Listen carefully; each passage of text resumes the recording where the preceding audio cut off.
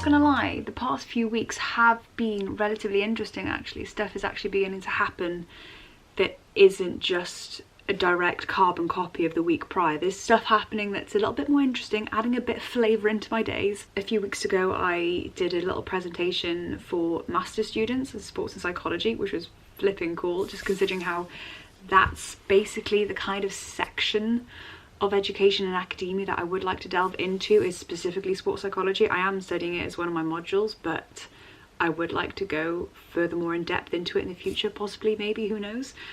So that was fun. I've also got a shoot day actually with S4C this week. It's Eating Disorder Awareness Week next week, or probably this week now that you're watching. And yeah, they asked me if I wanted to do a little interview for them, and of course I said yes. So I had a meeting with them briefly yesterday. Also, probably one of the most exciting things that's happened in a very long time, I still can't really comprehend or wrap my head around. British Athletics contacted me and want me to host their event for Eating Disorder Awareness Week. First of all, they want me to speak at this event, and now they want me to host it. And it's me and a group of other incredible people and like athletes, and it's just me. But yeah, so that's happening on the 6th of March, so that's a week away now, so I'm still in the preparation phase. I only got really informed about it last week, so I got a bit stressed. But it seems like it's going to be a very casual, informal discussion. So it's basically, the reason why I've been asked is because of my podcasting background and how I can maintain a conversation. I mean, here's hoping that that does replicate within that event itself. But yeah, that's cool.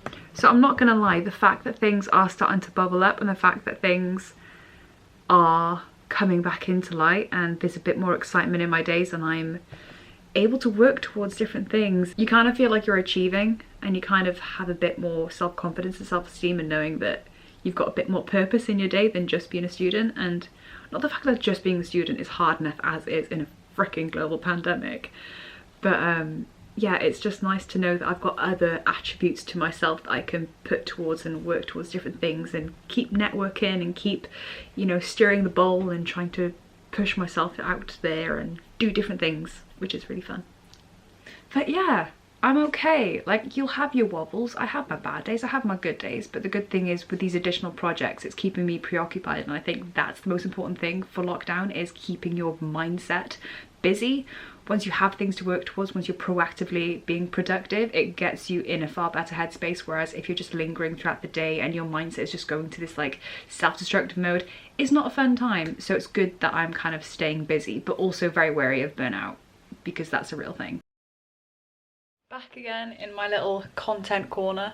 This is like the most secure Wi-Fi I have in the house, hence why I do my university work, all my podcast episodes and all my interviews in this little box. But today I've actually got an old friend of mine from my primary school, actually. I was going to say my high school, but no, she went to my primary school too. Just to talk all about coming out and the LGBT plus community, and just have an in-depth discussion about the stereotypes, about the stigmas in association to it. And yeah, just have an open conversation about sexuality and just finding self-acceptance and things. This is what it looks like for me. I've got my absolutely beautiful Blue Yeti microphone. I waited so long just to get the blackout version because I think it just looks so much sexier. I got the Keep Smiling logo that I've imprinted on it. And yeah, I do all of my episodes with the guests via Microsoft Zoom over Zoom, just because obviously we aren't able to see in person, but hopefully once the restrictions are eased, I will actually be able to do an interview with somebody in front of me rather than just virtually in front of me. Wouldn't that be a dream?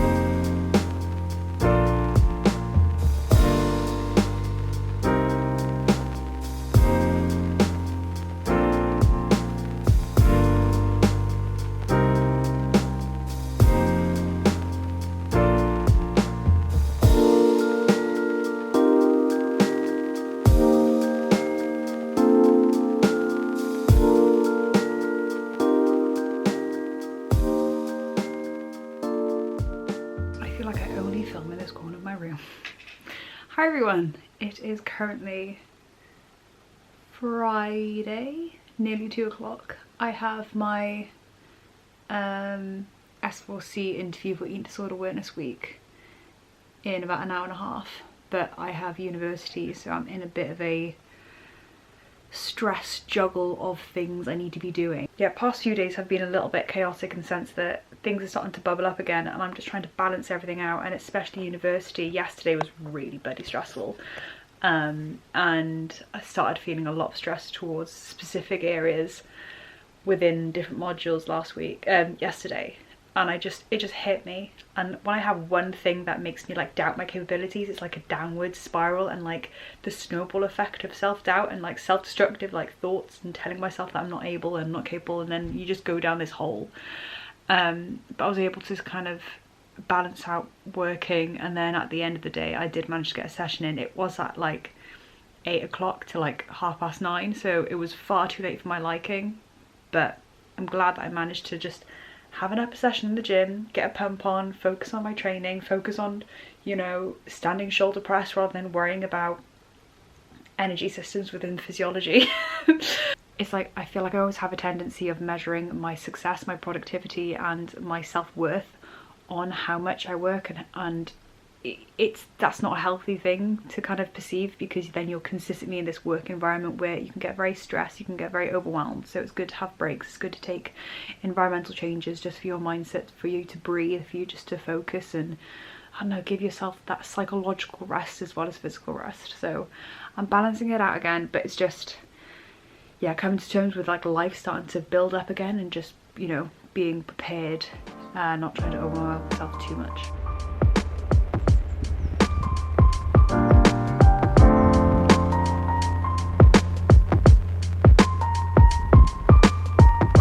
Datblygiad o'r adar beth ddim wrth teimlo na ydych chi eisiau colli eich gweithio, neu eisiau, you know, edrych mewn ffordd gwahanol. Mae fe'n rhywbeth seicolegol sydd wedi datblygu yn ddioddef, ac mae rhaid i chi ddelo gyda fe, ac wrth i amser mewn heibio, mae fe jyst gweithiogi, mae'r obsesiwn yn gweithiogi, ac mae dy perthynas gyda dy hun yn gweithiogi hefyd. Mae'n rili bwysig i ymgeisio siarad, ymgeisio cysylltu gyda gerdd, jyst i gofio ydych chi ddim yn unig. Mae'r broses o ymgeisio recyfro o anorexia nervosa yn ogystal ac yr anxiety, y panic attacks, y depression, y holl bethau sy'n gysylltu. Mae fe ddim yn syml o gwbl. Mae'r broses ddim yn linear. Mae'n gymleth, mae'n cymryd amser, ac jyst rhaid fod yn patient gyda'r hunan.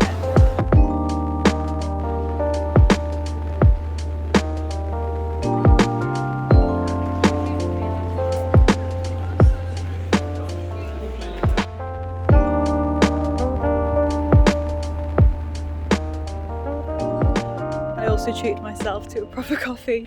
I mean, it costs an absolute fortune. This is why I never buy Starbucks, because they cost an absolute fortune. It's such a rip-off, but I mean, because we've had so many months in lockdown, I can justify it. And yeah, this is like a well-done interview as well, which went really well.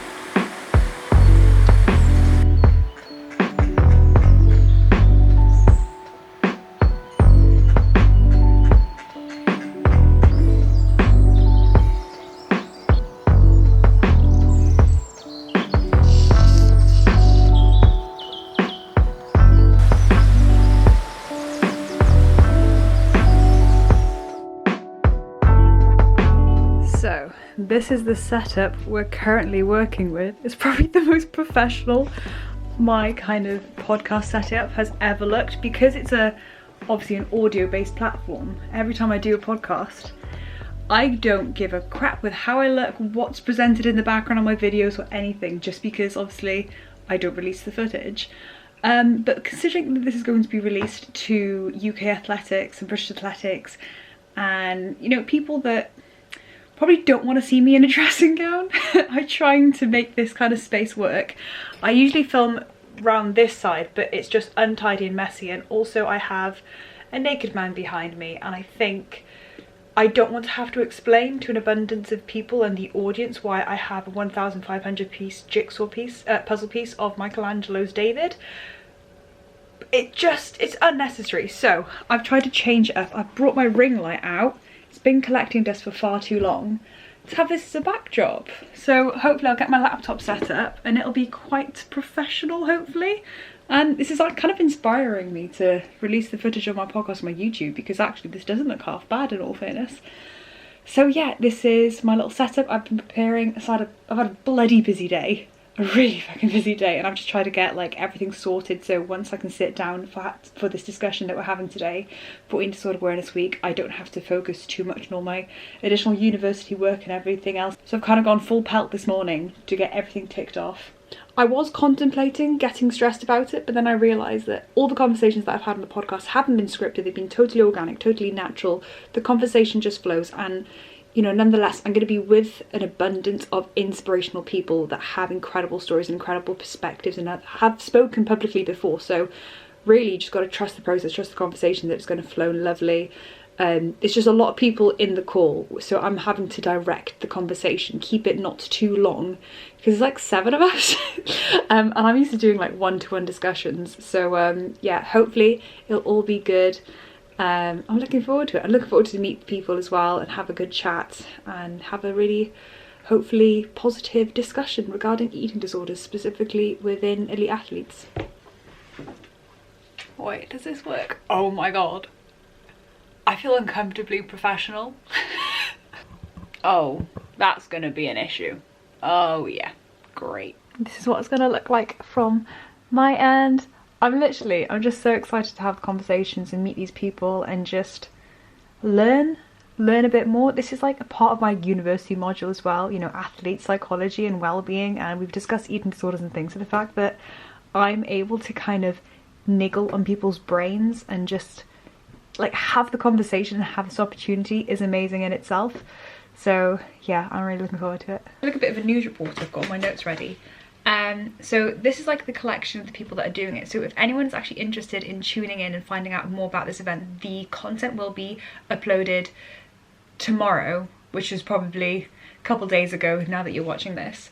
But there's Lara Becker, there's George Mycock, who's the founder of Maya Minds, there's Jane Nesbitt, who's Commonwealth Games 2014 finalist, Kadina Cox, 2 times Paralympian champion, Pippa Wolven, who's a cross-country runner, and she's done so much in terms of campaigning. Rhiannon Linnington Payne, who's a Welsh international 400 metre athlete. And then Bobby Clay, who was a former junior 1500 metre European champion, but now she's balancing her rehab journey due to osteoporosis. Hi everybody, welcome to today's discussion for Eating Disorder Awareness Week. This conversation will primarily focus on eating disorder awareness, and our individuals are all going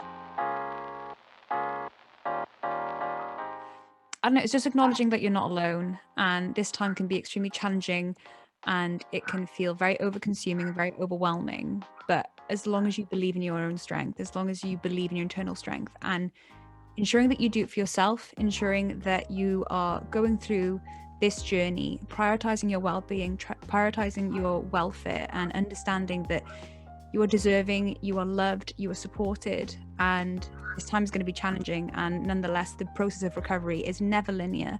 You grow along the way, you evolve along the way, and the brilliant thing about recovery is the fact that no matter what, you will learn, you will grow, and you will, you know, develop from adversity. You will learn from your challenges, and inevitably you are just going to carry these lessons, these lifelong lessons, which are only going to build resilience that you can then apply into other elements of life. So just have that kindness, have that self-compassion, and understand that you absolutely are not alone. And yeah, hopefully this discussion has just enlightened some individuals regarding the true impact of eating disorders and how they can be massively destructive, but how also we can recover, we can grow, and we can become healthier and stronger. So yeah, thank you, absolutely every single one of you. Thank you to George, thank you to Jane, thank you to Pippa, Rhiannon, Kadina, and Bobby. It's been an absolute pleasure speaking with you.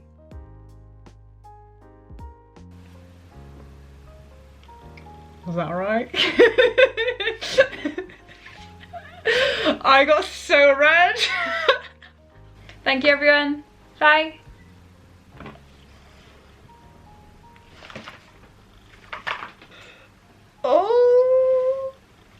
Oh my god. Oh my god. I'm messaging George straight away. Oh, that went so well. So George is my mate that was just on there. Hello. I was bright red that whole thing. Thank god my white light blurred me out because I'm burning up.